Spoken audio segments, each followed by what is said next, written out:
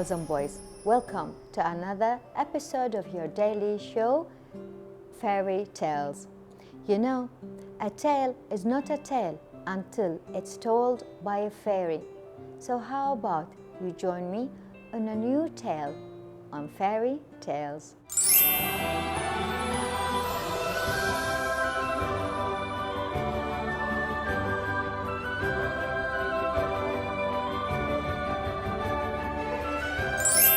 Our story today is called Sir Gawain and the Green Knight. It was Christmas in the castle of Camelot. King Arthur and his knights were celebrating with a great feast. Fires flickered and the tables groaned under the weight of the food. All the knights and their ladies were laughing and joking. Suddenly, the door of the great hall flew open and a giant knight rode in. He was covered in green armor. His eyes seemed to glow like emeralds. His beard was like a tangle of twigs and leaves. Even his horse coat was a deep mossy green. He carried a sharp axe and made of some strange green metal. It was almost as big as he was. Bright holly berries grew around the handle. King Arthur and his knights sat in silence as the strange knight said, "I challenge one of you to a battle to death. You must strike me first. Then you must promise that I will have a chance to strike you back. Are any of you birdies, little boys, brave enough to fight me?" Sir Gawain was the most courageous of Arthur's knights. He rose to his feet. "I accept," he said. So the Green Knight got off his horse. Sir Gawain swung his sword and chopped at the Green Knight's head. He did not know that the strange knight was enchanted, and instead of falling over, the Green Knight calmly picked up his head. "In a year and a day," said the head, "you must promise to find me in the Green Chapel. It will only appear to you if you do not hunt or kill. Then it will be my turn to strike you." The Green Knight got on his horse and thundered out of the castle, carrying his head with him. "I must find the Green Chapel," Sir Gawain said, "and let the Green Knight strike me with his axe." "But he'll kill you," said King Arthur. "A promise is a promise," said Sir Gawain, sadly and bravely. "A knight always keeps his word." Nobody in Camelot had ever heard of the Green Chapel. So Sir Gawain rode across England all through spring and summer, trying to find it. As the leaves started to fall from the trees, Sir Gawain rode into an old, dark forest. In those days, there were still many wild and terrible creatures. Nobody in Camelot had ever heard of the Green Chapel, so Sir Gawain rode across England all through spring and summer, trying to find it. As the leaves started to fall from the trees, Sir Gawain rode into an old, dark forest. In those days, there were still many wild and terrible creatures roaming the forest. Sir Gawain had to fight off twisting green dragons that nested in the roots of the trees. He scared wolves away with fire. He even had to fend off the wild men of the woods, who were half tree, half man. But he did not hunt or kill any wild animal, because he knew that if he did, he would never enter the Green Chapel.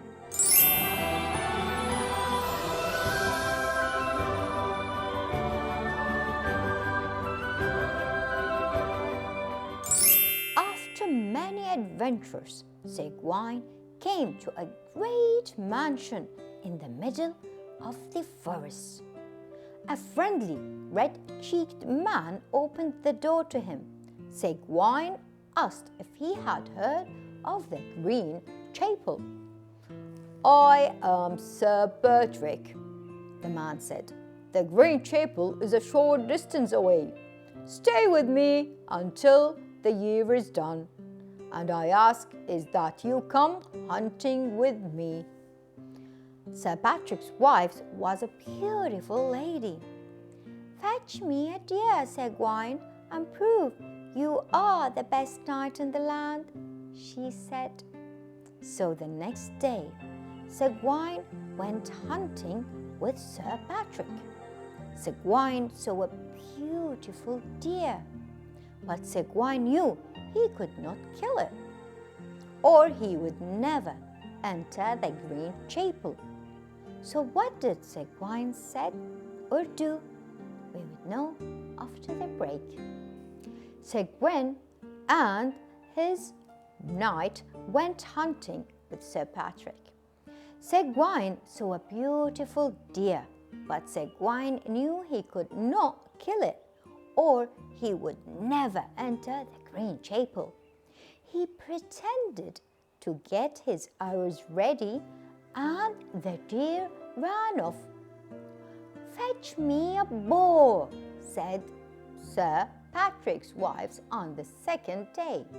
Sir Gawain found a huge wild boar deep in the forest. It charged with its deadly tusks, but Sir Gawain battled it away with his sword, and it disappeared back into the forest. "There is a red fox in the woods," Sir Patrick's wife said on the third day. "Anyone who wears its skin will be safe from axe's blows." Sir Patrick and Sir Gawain went into the forest and found the fox drinking at a pool. This time, Sir Gawain aimed his bow, and by mistake he shot an arrow at the fox, but it swiftly ran away. The next day, it was a year and a day since Sir Gawain's promise. He rode to the Green Chapel and found a high sheet of rocks covered in ivy. Sir Gawain placed his hand on the rock, and it parted away, letting him inside. The Green Chapel was a cavern deep into the earth. Its walls sparkled with emeralds and deep tree roots. The Green Knight was waiting for him. His head was back on his shoulders. "Lay your head down on the stone," boomed a Green Knight, "and I'll strike my blow." Trampling, Sir Gawain had knelt down and put his head on the cold stone. The Green Knight brought down the axe right to the edge of Gawain's neck. "A bad stroke," said the Green Knight. "Let me try again." He brought the axe down a second time and stopped it once more at Gwen's neck.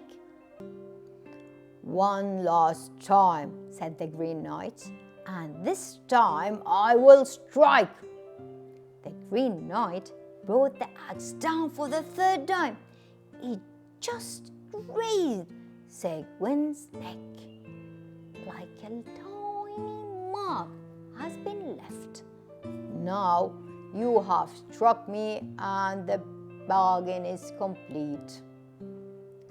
So Sir Gawain shouted, "Let's fight like men!" He drew his sword, but the Green Knight was laughing. "I am Sir Patrick," said the Green Knight, "or rather, he is me. I am the guardian of the enchanted forest. I decided to test your trustworthiness by seeing wherever you would hunt my precious wild animals. The first and second times you did not. On the third time you shot an arrow at my fox. But that was it. That was why my strike third touched your neck. But you have proved your goodness. You didn't break your promise, even though you thought it meant certain death. Arthur's knights are truly the greatest in the land." Well, that was a relief for Sir Gawain. Sir Gawain rode home, amazed to have survived. When he told King Arthur and his knights about his adventure, they all decided to wear green ribbons so that none of them would forget Sir Gawain's courage or the story of the Green Knight and the Gawain.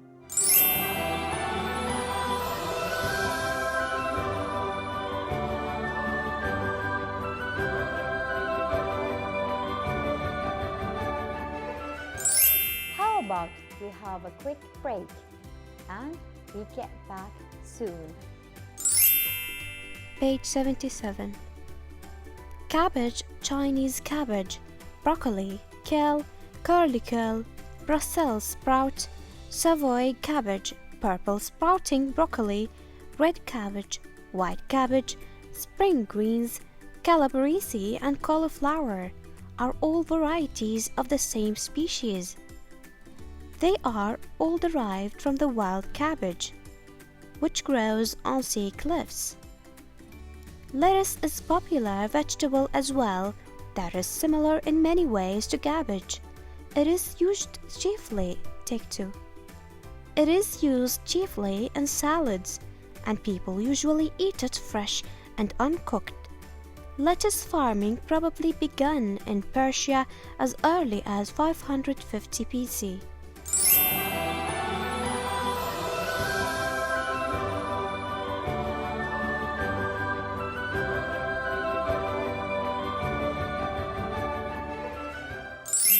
That was it for today's tale, girls and boys.